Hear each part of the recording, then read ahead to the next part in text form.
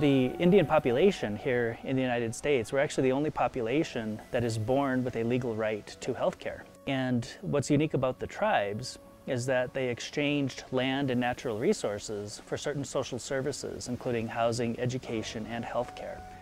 When I have taken a look at what's happened to American Indians around the country, the healthcare system that was promised but never delivered, the treaties that America signed, the trust responsibility we have, it to me is outrageous that we have shortchanged American Indians on healthcare that we promised them. There's a popular saying among Indians, don't get sick past June. They rely on the Indian Health Service, which is severely underfunded by the federal government. Services and money often run out halfway through the year. The IHS is not broken, they say. It's more like a starved child.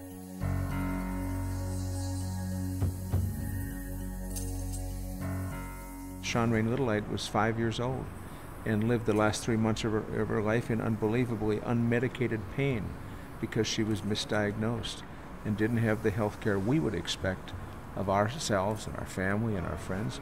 And so this little girl that loved to dance and loved to put on beautiful costumes and so on didn't live past 5 because she went to the hospital time and time again, and her parents were told that she was simply depressed.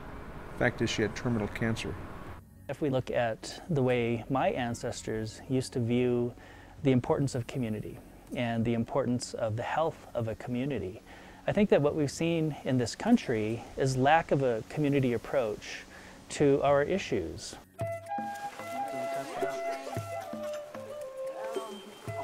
My philosophy and approach to working with kids is sort of a vision in progress. A lot of it's based on talking with elders and getting their opinions and their advice about how to work, not only how to work with kids, but how not to. You can pass this to your children.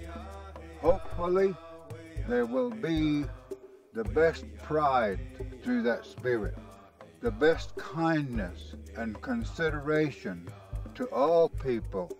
No negative thoughts, no negative words, no conflict. What the grandpa was telling us about the spirit, because we all have that spirit, it's a fire in your heart. We call it spirit. You all have that. What we're trying to do with young people here in our program is to develop good habits at a young age and just maintain a healthy lifestyle and good nutrition, learn how to make positive choices, develop all those resiliency skills that help you resist all that negative peer pressure and create a positive peer group instead of a negative one, which is what most of the kids are exposed to in their schools and their home communities. You always have your right hand on this rope. You never let go.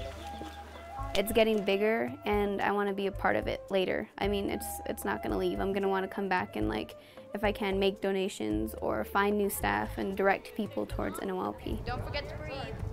I want to be able to be a really, really good person for the students to look up to. We've had to endure a great deal of loss as American Indians, loss of land, loss of language, loss of resources, loss of traditions, loss of medicine men and other healers. So we really need to focus on how we can heal culturally and heal spiritually. See the top's a little bit too high. Where we need the best of modern medical perspectives, but we also need the best of traditional perspectives. The horn is too small from the picture, and the head is going to be too big, so might as well be a sun buffalo. One of the things that Black Elk did talk about was that it would take 7 generations to heal that circle, to heal the sacred hoop.